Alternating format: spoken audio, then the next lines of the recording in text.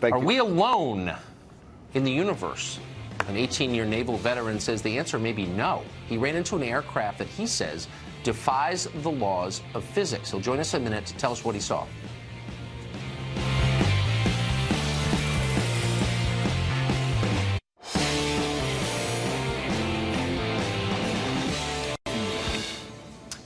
UFOs have been the stuff of conspiracy theorists for decades, often mocked for talking about it, but maybe they shouldn't be mocked. Commander David Fravor spent 18 years as a naval aviator, a pilot. In 2004, he had an unforgettable encounter with an aircraft he said was defying the laws of physics. Former Commander Fravor joins us tonight. Thanks a lot for coming on tonight. Tell us what you saw. Well, we had launched on a routine training mission. When we joined up, we were told that the event was going to be canceled and that we had real-world tasking, and we were sent out to the west. Now, take in mind that this has taken place about 100 miles southwest of San Diego, between San Diego and Ensenada, Mexico, on a clear, perfect day, blue waters. We get out to the spot where they tell us it's at.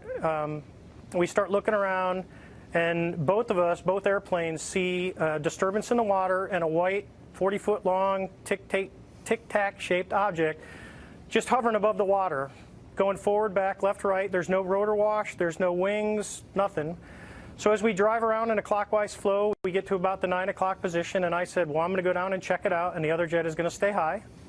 So as we go down, when we get to the 12 o'clock position, it starts to mirror us. So it's in a clockwise flow, and it's on the opposite side of the circle from us. And we continue this. It's in a climb, we're in a descent. We're getting a great look at it. This whole thing takes about probably up to 5 minutes from the time we show up. I get over to the 8 o'clock position. It's at about the 2 o'clock position, and I decide I'm going to go and see what it is, and it's about 2,000 feet below me. And I cut across the circle, and as I get within about a half mile of it, it rapidly accelerates to the south in about 2 seconds and disappears. What would you estimate the speed? Oh, well above supersonic. It like a bullet out of a gun, it took off. So from what you know about aerodynamics, mechanics, physics, should this be possible, what you saw? Not with the technology that we have today. Not at all.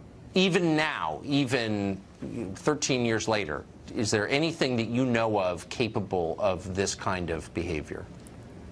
No, there's nothing I know of. I mean, when we saw the video with the IR, it has no exhaust, no discernible things of anything form of propulsion.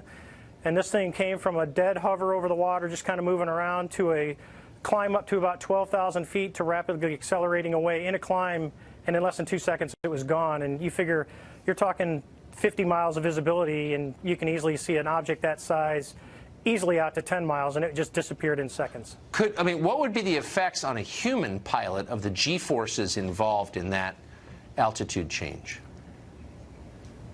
Well, the altitude wouldn't be bad. It would be the acceleration of the object. That's right. Honestly, I wanted to fly it.